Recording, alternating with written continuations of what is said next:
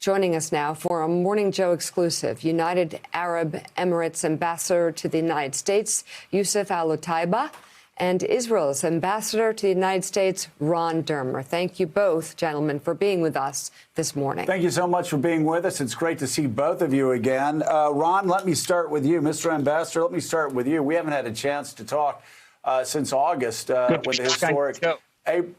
the Abraham Accords passed in August, making the UAE only the third Arab nation behind Egypt and Jordan to recognize Israel's right to exist. Talk about the importance of those accords.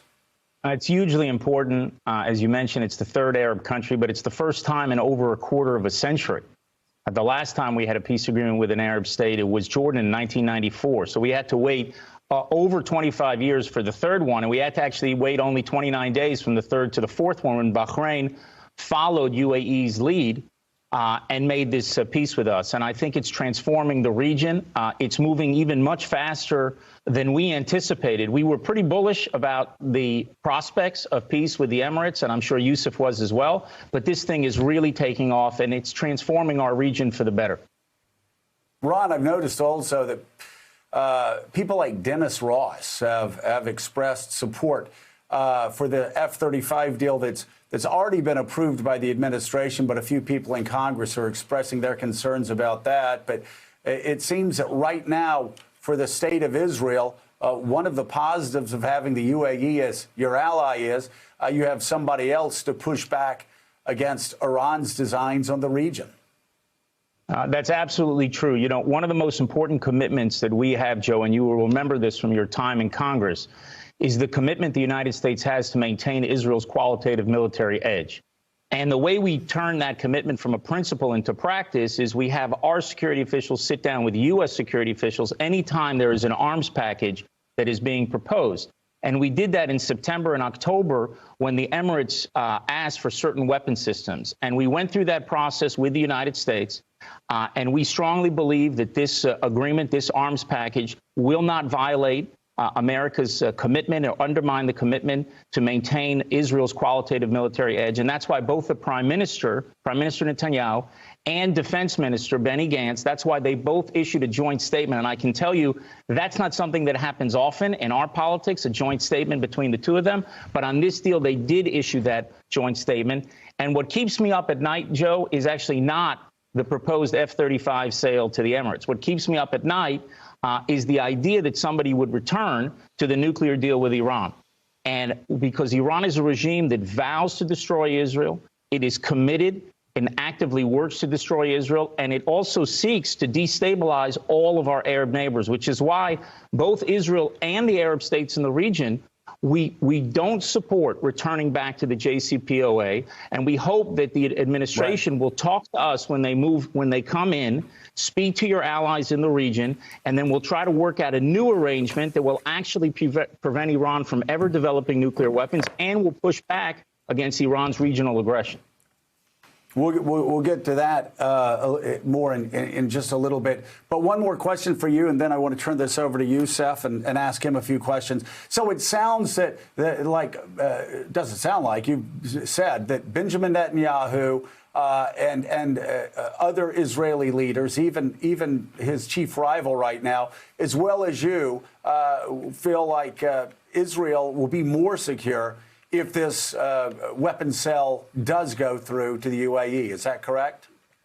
We believe that the UAE is an ally in confronting Iran, and we do not believe that this arms package will violate the U.S. commitment to maintain Israel's qualitative military edge, which is one of the most sacrosanct commitments that the United States makes to Israel. So we're very comfortable with this moving forward.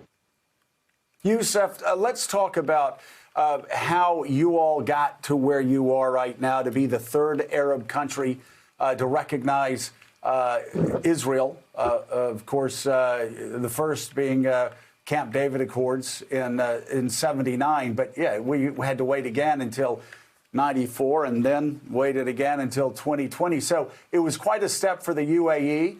Why did you all make that step? I think for two reasons, Joe. One, the region's changing. The attitudes are changing. Mindsets are changing. People are tired of conflict. People are tired of ideology. they want the same things people here want. They want jobs, they want opportunities, they want hope. And in the UAE, there was very broad public support for this. There was a poll done in the UAE recently after the announcement for young Emiratis, just young Emiratis between 18 and 24 years old. They asked them, do you support the Abraham Accords? The response was 89%. 89% of young Emiratis supported the Abraham Accords. And so I think there's a recognition that the region is moving in a different direction with different mindsets. And I think we took advantage of that. The second reason. And talk about that. Oh, I'm sorry. I was going to ask you about the economic advantages of this, because that's something that we saw almost immediately. The economic advantages, not only for the UAE, but Israel as well. Talk about that synchronicity and what that's going to mean, not just for these two countries, your two countries, but also for the region. And I think that's what is really driving this. There's a lot of excitement. There's a lot of enthusiasm. I mean, it's overwhelming the number of the interest from a number of Israeli companies that are coming into the UAE and vice versa.